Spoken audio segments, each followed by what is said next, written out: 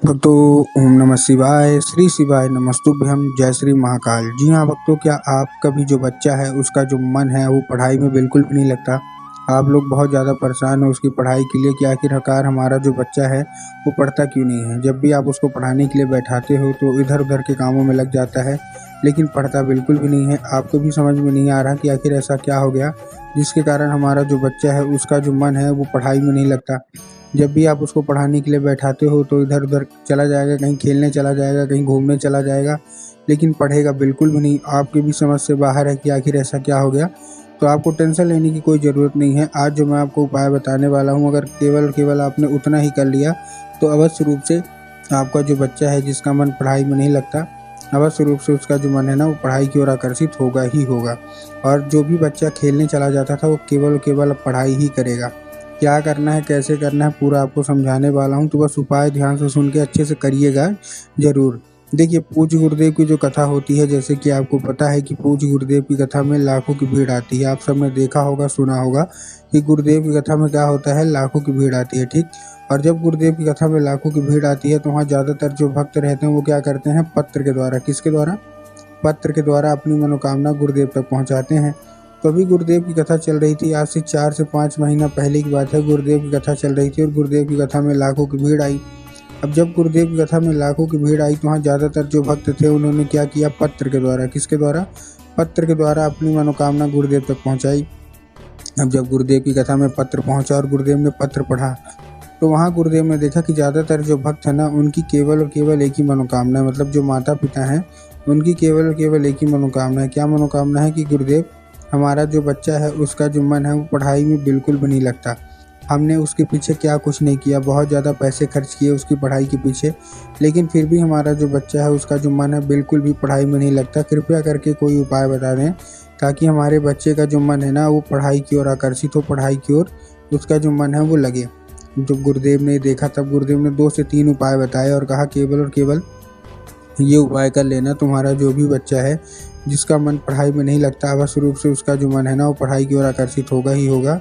और जो घूमने भागने चला जाता था, खेलने चला जाता था, वहाँ न जाके केवल और केवल वो पढ़ाई ही करेगा। अब जब गुरुदेव ने ये उपाय बताया तो लोगों ने जा जाके उस उपाय को घर में करना शुरू कर दिया। अब जैसे ही लोगों ने जा जाके इस उपाय को घर में करना शुरू कर दिया, वही लोग गुरुदेव की कथा में मात्र 1 से 1.5 महीने के बाद वापस भी आ गए। अब जब वही लोग गुरुदेव की कथा में वापस आए तो उन्होंने क्या किया, फिर से एक बार क्या किया, जैसे ही गुरुदेव के पास वापस आए तो उन्होंने क्या किया, फिर से एक बार गुरुदेव को पत्र लिखा। अब जैसे ही गुरुदेव ने पत्र लिखा तो उन्होंने क्या किया, इस बार का जो पत्र था ये गुरुदेव को धन्यवाद के रूप में पत्र था कि गुरुदेव धन्य हो आपका, आपके द्वारा बताया गया उपाय हमने कर लिया है। हमारी सारी की सारी जो इच्छा थी, सारी की सारी जो मनोकामना थी ना वो पूरी हो गई है। हमारा जो बच्चा है वो अपने आप बिना कुछ बोले, बिना कुछ कहे अब पढ़ने लगा है। आपका कोटि कोटि धन्यवाद। तो देखिए, जो लोग भी मेरी आवाज़ सुन रहे हैं, अगर आपको भी जानना है कि आखिर ऐसा कौन सा उपाय है जिसको करने मात्र से जो बच्चे होते हैं वो पढ़ाई करने लगते हैं, तो चलिए हम बताते हैं आपको आज की इस वीडियो के माध्यम से कि आपको करना क्या है। तो बस उपाय ध्यान से सुन के अच्छे से करिएगा ज़रूर। लेकिन उससे पहले चैनल पे अगर पहली बार आए हैं और आवाज़ मेरी पहली बार सुन रहे हैं तो वीडियो कर दें लाइक और चैनल को भी कर लें सब्सक्राइब, ताकि पूजनीय पंडित प्रदीप जी मिश्रा के रोज़ नए नए उपाय सबसे पहले मैं आपको प्राप्त करा सकूँ, ठीक। तो देखिए, जो हमारा सबसे पहला उपाय है, इस उपाय में आपको 3 काली तिल और 1 धतूरे से ये उपाय करना है। क्या करना है, फिर से बता रहा हूँ, 3 काली तिल और 1 धतूरा। अब देखिए, काली तिल और काली मिर्च में ना बहुत सारे लोग के मन में कन्फ्यूज़न आता है कि काली तिल लेना है कि काली मिर्च लेना है, थोड़ा साफ साफ बताइए। तब गुरुदेव ने साफ साफ बताया है कि आपको क्या लेना है, आपको लेना है काली तिल, ठीक, ले लिया। तो उसके साथ साथ आपको 1 धतूरा चाहिए, तो 3 काली तिल आपने ले लिया, 1 धतूरा ले लिया। अब क्या करना है, देखिए, अब अपने बच्चे के हाथ में देके उसको भेजिए सीधा सीधा शिव मंदिर। अब जैसे ही आपका बच्चा शिव मंदिर पहुँचेगा, शिव मंदिर पहुँचने के बाद उसको क्या बोलना है, जैसे शिव मंदिर पहुँचेगा, शिव मंदिर पहुँचने के बाद उसको बोलिएगा दक्षिण दिशा में खड़ा हो जाए और उत्तर की ओर अपना चेहरा कर ले। अब देखिए, दक्षिण और उत्तर में भी बहुत सारे लोग कंफ्यूज होते हैं कि दक्षिण क्या है, उत्तर क्या है, हमको थोड़ा साफ साफ बताएं। तब गुरुदेव ने साफ साफ बताया कि आप जिस भी शिव मंदिर जा रहे हैं उस शिव मंदिर का जिधर साइड जलाधारी होगा आपको अपना चेहरा उधर साइड करके खड़े हो जाना है, ठीक। खड़े हो गए, खड़े होने के बाद आपको एक नाम लेगी, कौन सा, महादेव का बहुत ही सुंदर सा नाम है, श्रम्भेश्वर महादेव।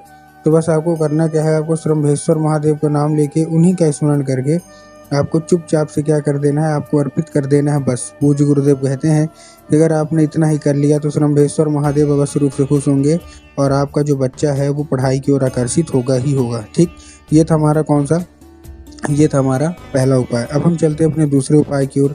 अब देखिए जो हमारा दूसरा उपाय है, इस उपाय में आपको करना क्या है। जो हमारा दूसरा उपाय है, इस उपाय में जितनी भी माताएं हैं उनको ये उपाय करना है। अब देखिए करेंगे कैसे इसको।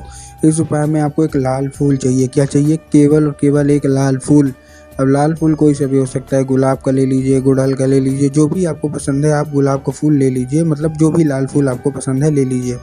बस कहीं से कटा फटा नहीं होना चाहिए, कहीं से खंडित नहीं होना चाहिए, इन सब चीज़ों का आपको ध्यान रखना है। ठीक, फूल ले लिया।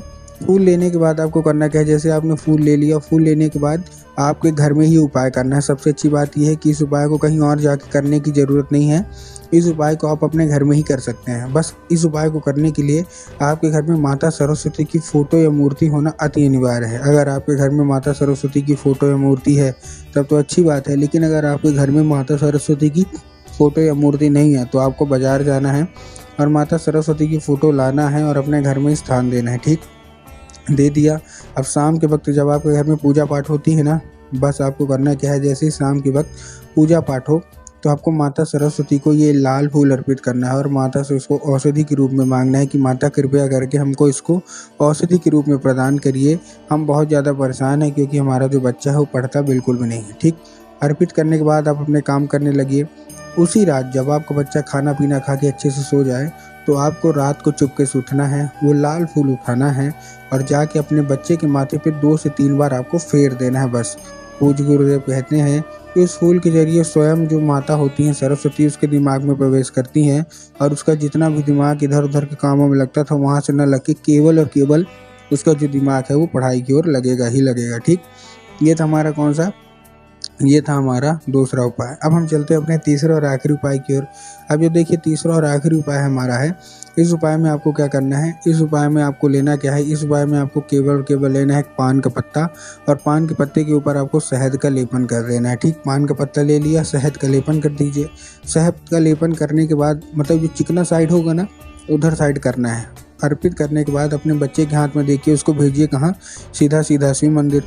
अब जैसे ही शिव मंदिर पहुंचेगा उसके दिमाग क्या बोलना है, उसको केवल और केवल ये चीज़ बोलना है कि आपको दिमाग में आया होगा कि जाएंगे बाबा भोलेनाथ के ऊपर अर्पित करवा देंगे, जो कि पूर्णतः गलत है। आपको बाबा भोलेनाथ के ऊपर अर्पित नहीं करवाना, आपको माता शोक सुंदरी के ऊपर अर्पित करवाना है। अब देखिए कुछ लोगों को ये भी नहीं पता होता कि माता शोक सुंदरी की जगह होती कहाँ है। तब गुरुदेव ने बताया कि जो जलाधारी है, जलाधारी के बिल्कुल बीचों बीच माता शोक सुंदरी की जगह होती है। तो बस आपको करना क्या है, माता शोक सुंदरी की जगह पे आपको चुपचाप से क्या करवा देना है, अर्पित करवा देना है बस। पूज्य गुरुदेव कहते हैं कि 1 से 1.5 महीने करा के देखिए, आपके बच्चे का मन पढ़ाई की ओर अवश्य रूप से आकर्षित होगा ही होगा।